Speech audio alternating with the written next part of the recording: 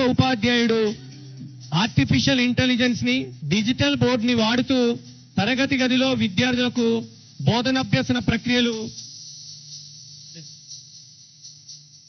నిర్వహిస్తున్నారు. అది ప్రత్యక్షంగా మన పాఠశాలలో ఉన్నటువంటి లైవ్ ప్రోగ్రామ్ అండి. అది మన పాఠశాలలో జరుగుతున్నటువంటి లైవ్ ప్రోగ్రామ్ లోపల జరుగుతున్నటువంటిది మనం ఇక్కడ డిస్ప్లే చేసి చూపించడం జరుగుతుంది.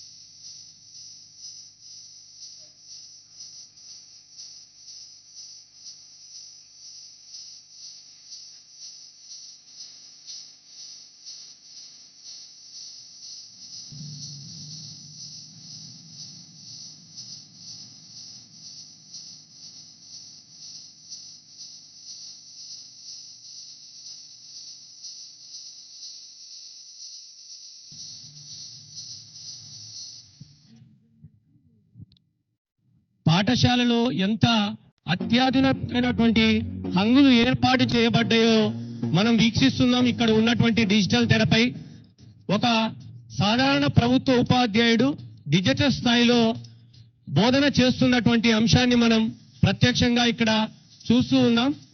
మన పాఠశాలలోనే గౌరవ మంత్రివర్యులు ఉపాధ్యాయ విద్యార్థులతోటి వీక్షిస్తూ మన అందరికీ డిజిటల్ బోధన యొక్క ఆవశ్యకత గురించి గౌరవ అతిథులచే డిజిటల్ బోర్డులు, డిజిటల్ వీడియోస్, అలాగే ప్లేవే మెథడ్కు సంబంధించినటువంటి చాలా అంశాలు తరగతి గదులలో విద్యార్థులకు అందాలన్న ఆలోచనతోటి అద్భుతమైనటువంటి తరగతి గది నిర్మాణం, కార్పొరేట్ పాఠశాల స్థాయికి మించినటువంటి ఏర్పాట్లు.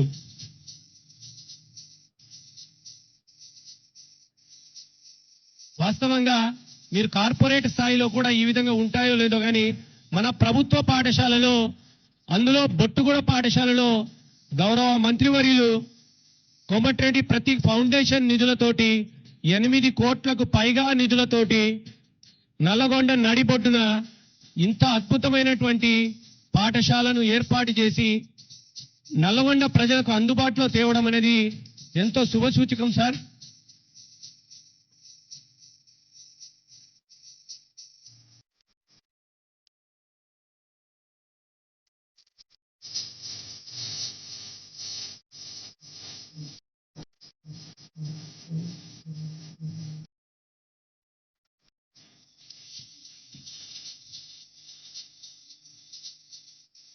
ప్రతి తరగతి గదిని పరిశీలిస్తూ ఏర్పాటు చేసినటువంటి ఏర్పాట్లను చూస్తూ విద్యార్థులను ఆశీర్వదిస్తూ ఉపాధ్యాయులకు శుభాకాంక్షలు తెలియజేస్తూ ముందుకు సాగుతున్నటువంటి గౌరవ మంత్రివర్యులు, అలాగే గౌరవ ఎమ్మెల్సీ శ్రీ కేతావత్ శంకర్ నాయక్ గారు, అలాగే గౌరవ జిల్లా కలెక్టర్ గారు, అలాగే గౌరవ జిల్లా ఎస్పీ గారు, అలాగే అడిషనల్ కలెక్టర్ రెవెన్యూ గారు, అలాగే గౌరవ జిల్లా విద్యాశాఖాధికారి గారు, గౌరవ మండల విద్యాధికారి గారు, అలాగే పాఠశాల ప్రధానోపాధ్యాయులు, ఉపాధ్యాయులు, విద్యార్థులు మనం చూస్తున్నాం. ఎంతో మంది అతిరథుల యొక్క ప్రతిభలు కూడా పాఠశాలలో ఏర్పాటు చేసి వారి నుండి స్ఫూర్తి పొందే విధంగా అనేక ఏర్పాట్లు చేసినటువంటి